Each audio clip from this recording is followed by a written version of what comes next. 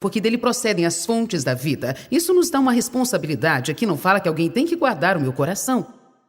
Aqui diz que você deve guardar o seu coração com diligência, muitas e muitas e muitas vezes. Porque do seu coração procedem as fontes da vida. Em outras palavras, se você quiser ter uma vida verdadeira, terá que tomar cuidado com seus pensamentos e com suas atitudes. Satanás busca construir fortalezas nas nossas mentes, uma área que ele possa dominar em nossa mente. Ele nos engana com pensamentos errados. Nós devemos destruir essas fortalezas. Nós temos armas, estamos numa guerra e nós temos armas.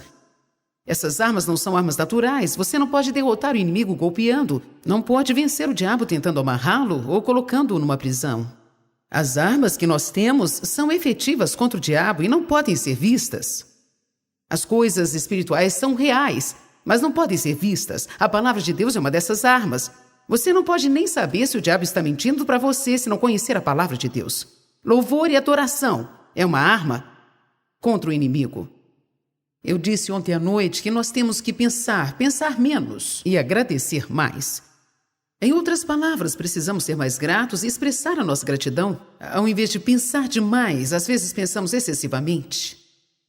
Nós pensamos em 2 ou 3 coisas que fizemos de errado todos os dias e esquecemos de agradecer a Deus pela graça que Ele nos concedeu para talvez fazer 150 coisas certas. Nós pensamos nas 2 coisas da nossa vida da qual não gostamos ou nas 2 pessoas sobre as quais nos relacionamos que nos deixam loucos e esquecemos de agradecer a Deus pelas muitas coisas boas, pelas coisas positivas, pelas coisas boas. Oração é uma arma espiritual. Na semana passada eu ouvi o Senhor me dizer algo interessante quando eu estava orando. Tem uma passagem em João que Jesus perguntou a Pedro 3 vezes: Pedro, tu me amas? Pedro, tu me amas? Pedro, tu me amas? Com certeza ele estava tentando falar alguma coisa. Se tu me amas, haverá sacrifícios que você terá que fazer e nem tudo vai ser sempre do jeito que você deseja. Então você tem certeza que você me ama? Eu estava orando e o Senhor me disse: Joyce, você realmente acredita no poder da oração? Sim, Senhor. Então ele me disse: você realmente acredita no poder da oração? Sim. Joyce, você realmente acredita no poder da oração? E na hora que eu ouvi aquilo 3 vezes, eu sabia que o Senhor estava tentando mostrar para mim que a oração provavelmente é bem mais poderosa do que nós podemos compreender ou perceber que ela é. Ela devia ser a nossa primeira arma na linha de defesa. E se nós realmente acreditássemos no poder da oração, como gostamos de achar que acreditamos, não tentaríamos tudo o que nós podemos tentar antes de orar, nem diríamos: acho que não posso fazer mais nada a não ser orar. Então, quando um problema aparece em nossas vidas, nós precisamos pensar menos. E precisamos orar mais, porque o que nós fazemos é tentar resolver. Nós ficamos com isso na cabeça, tentando encontrar uma maneira para resolver os nossos problemas. A verdade dos fatos é: se Deus não edificar a casa, em vão trabalhos que edificam. Então não importa o que nós tentamos fazer, se não tivermos introduzido Deus em nossa situação através da oração, porque a oração abre a porta para Deus entrar e operar, então o diabo pode ter uma brecha em nossas vidas. A obediência é uma arma espiritual. Submeta-se a Deus, resiste ao diabo e ele fugirá de vós. Às vezes nós mais uma vez pensamos demais no que Deus está nos guiando para fazer e podemos convencer a nós mesmos para não fazer isso. Precisamos obedecer. Não dar opinião sobre o que Deus falou. A caminhada de amor é uma arma espiritual. Romanos 12:21 nos fala que nós vencemos o mal com o bem. Quando o diabo estiver te atacando, uma das coisas mais poderosas que você pode fazer é ser bom para todo mundo. Eu disse, quando o diabo estiver te atacando, uma das coisas mais poderosas que você pode fazer é ser bondoso para todo mundo. Quero falar outra vez. Quando o diabo te atacar, uma das coisas mais poderosas que você pode fazer é sair propositadamente e ser bondoso a todo mundo. Você pode não se sentir assim, mas pode ser bondoso de propósito. Gastar tempo com Deus também é uma poderosa arma espiritual. Se você andar na presença de Deus, e essa presença de Deus estiver sobre você, ao seu redor, com você em todo o tempo, o diabo não saberá o que fazer com você. Eu terminei ontem à noite dizendo que uma mente de engano produz uma vida de engano. O título da minha mensagem hoje é: pense sobre o que você tem pensado. Tem pessoas que não prestam atenção no que pensa. Você precisa pensar sobre o que você pensa. Se você se sentir deprimido, pense sobre o que você tem pensado a respeito, e então não vai demorar muito para você descobrir que todas as suas emoções estão afundando. Se você ficar chateado, pense sobre o que você tem pensado. Você pode proporcionar chateação a si mesmo, ou pode te proporcionar alegria. Você pode ter pensamentos sobre um dia bom, ou você pode ter pensamentos sobre um dia turbulento. Vamos, não olhe para mim como se você não soubesse do que eu estou falando. Eu disse que você pode ter pensamentos para sua felicidade, ou você pode ter pensamentos para sua infelicidade.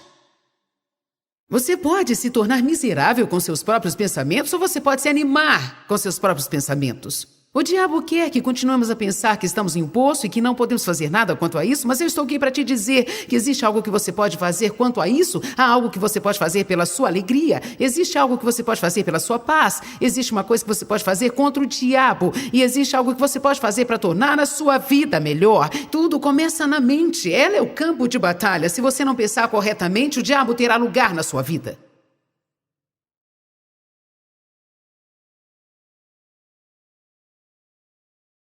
Uma mente de engano produz uma vida de engano. O que é engano? Engano quer dizer que o diabo te fala uma mentira e você acredita. Ou o inimigo usa uma pessoa para lançar uma mentira em sua vida e você acredita. Amém? Você não quer ser enganado? Na verdade, a Bíblia nos fala, em Mateus 24:4, vede que ninguém vos engane e vos faça desviar da verdade. O trabalho de não deixar que ninguém nos engane é nosso. Se você não conhecer a palavra de Deus, você não saberá quando for enganado. Eu fui abusada sexualmente na minha infância pelo meu pai por muitos anos, então, gente, imagina o tanto de fortalezas que o diabo tinha construído na minha mente. Você sempre terá uma vida inferior, porque agora você foi usado, sua mercadoria estragada. Então eu encontrei aqui que o meu passado não tinha nada a ver com o meu futuro. Isso não é uma boa notícia? Eu descobri aqui que nunca é tarde demais para um novo recomeço. Você nunca será velho demais para começar de novo. Você nunca terá problemas demais que não possa ter uma vida boa. Mas aqui, antes que eu soubesse o que eu sou aqui, eu não sabia que estava acreditando numa mentira. Você precisa conhecer a palavra de Deus. Em Gênesis 3, 1-6, nós lemos que Eva foi enganada pelas mentiras de Satanás. Quando o diabo quer uma entrada na sua vida, ele começa a falar muitas coisas na sua mente que não são verdadeiras. Pequenas sugestões. Às vezes elas não precisam ser mentiras totalmente descaradas. Elas podem estar só um pouquinho distorcidas. O que não deixa de ser uma mentira.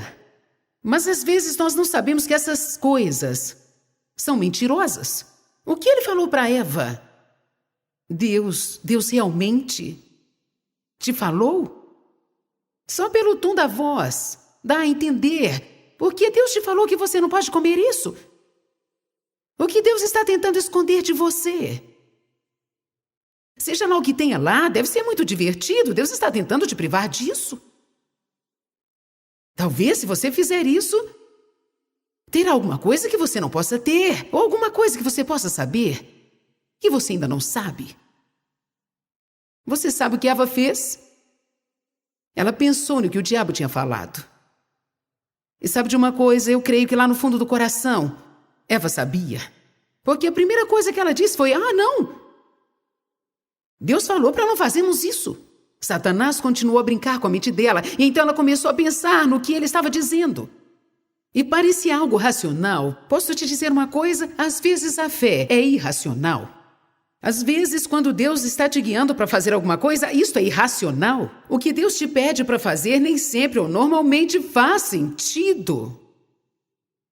É por isso que nós temos que pensar com a mente do nosso espírito e não pensar com a mente da carne.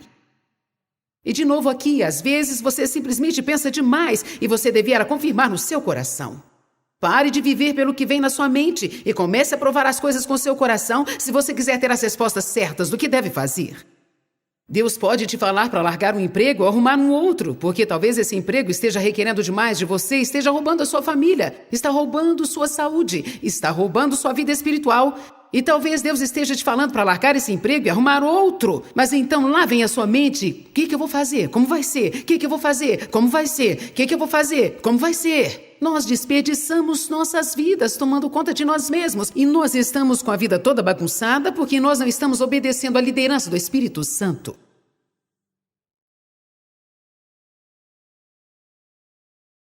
Deixa eu lhe dizer uma coisa: você nunca jamais terá o cumprimento do seu destino enquanto não aprender a ser guiado pelo coração e não pela sua cabeça, porque eu posso te dizer que Deus já me mandou fazer um monte de coisas que não fazia sentido nenhum para minha mente. Muito do que Deus nos fala para fazer não tem sentido algum para os nossos amigos. E eles vão te falar que não tem sentido algum. Bem, isso não tem sentido. Bem, isso não tem sentido. Não chega a ser racional, nem chega a ser lógico. Bem, quer saber de uma coisa? A sabedoria do mundo não é a sabedoria de Deus. Abra sua Bíblia em 1 Coríntios 3,18. Não estou aqui sugerindo que nós vamos sair e tentar ver o quanto podemos ser estúpidos, mas eu estou te falando que você tem que seguir o seu coração e não a sua cabeça. 1 Coríntios 3, 18 a 20. 18 a 20.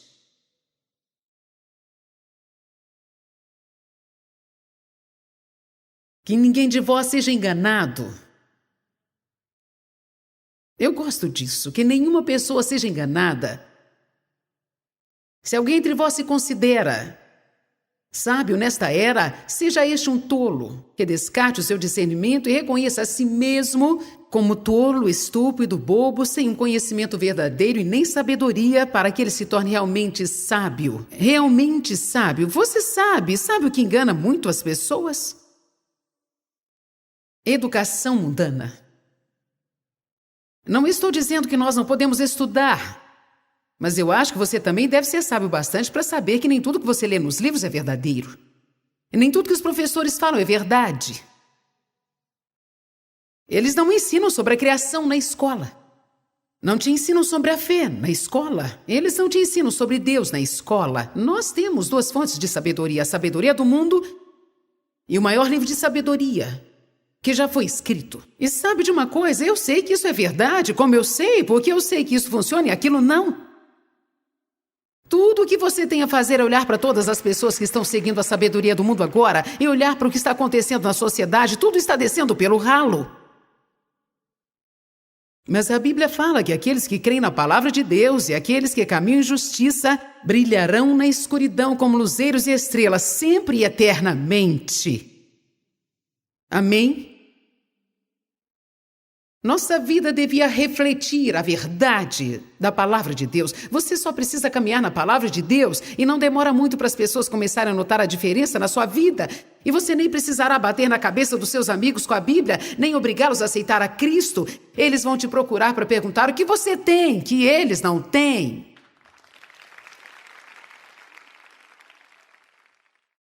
E, de novo, eu não estou menosprezando a educação. Eu acho que a educação é ótima, mas o que estou dizendo é que existe um discernimento maior do que esse. Verso 19: pois a sabedoria deste mundo é tolice, demasiada e estupidez para Deus, pois está escrito: ele pega os sábios na sua própria sabedoria. E, novamente, o Senhor sabe os pensamentos e questionamentos da sabedoria dos sábios deste mundo, e ele sabe o quanto eles são fúteis. Uma das coisas mais enganadoras é quando pensamos que sabemos de tudo. Pensamos que sabemos de tudo. Por exemplo, talvez quando você me ouviu falando que eu ia pregar sobre o campo de batalha da mente, você pensou: eu não devia ir, eu já tenho o livro. Essa é a manifestação de alguém que pensa que já sabe todas as coisas e acham que não podem aprender mais sobre nada. Nós precisamos reconhecer: eu preciso disso, eu preciso disso. Gente, eu preciso disso. Fala comigo, Joyce, fala comigo, Senhor, fala comigo, eu preciso disso, preciso de ajuda. Nós precisamos estar sempre abertos para o que Deus pode nos ensinar. Amém? Realmente, essa é uma das passagens que todo novo convertido devia tentar aprender e entender. Romanos capítulo 12, verso 2: não sejais conformados com este mundo, mas sejais transformados. Transformado significa mudado de dentro para fora. Sejais transformados pela renovação total da vossa mente.